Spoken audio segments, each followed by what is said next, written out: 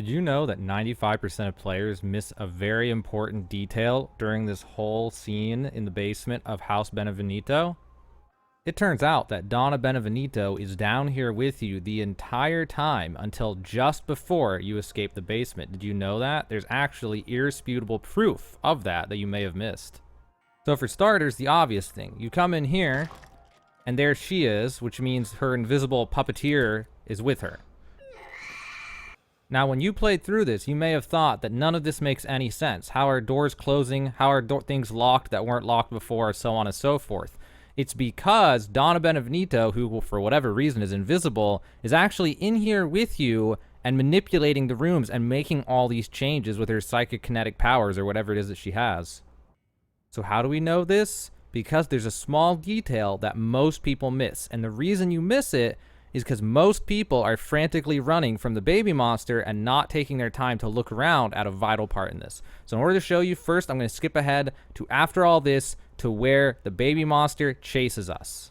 Now, in order to show you that Donna Beneviento is the one changing the lights, turning them on and off, putting on the red lights and all these things, or at least is likely the person doing it, you're going to have to go in here. It's right after you get this.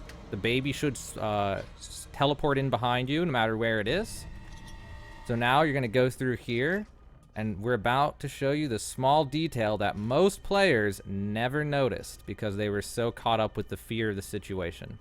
So after that interaction of getting the thing for this door, if you look down here, there she is. And if she's here, that means the puppet master is down here too. So after you go through here and you hide under the bed, then she's gone, at which point she has left you with the baby, and she is upstairs waiting for you.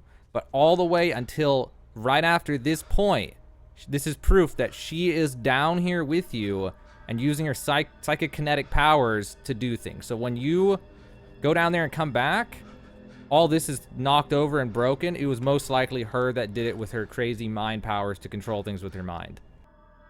And you'll see, now that we're done with this part, that she's gone. At this point, with whatever witchcraft nonsense, she got up the elevator, got out of here, and now she is waiting up there in that dining room for you. She's also likely the person who did this, not the baby. And there you go. That is the thing that most people miss on their first playthrough of Donna Beneviento's mansion in Resident Evil Village.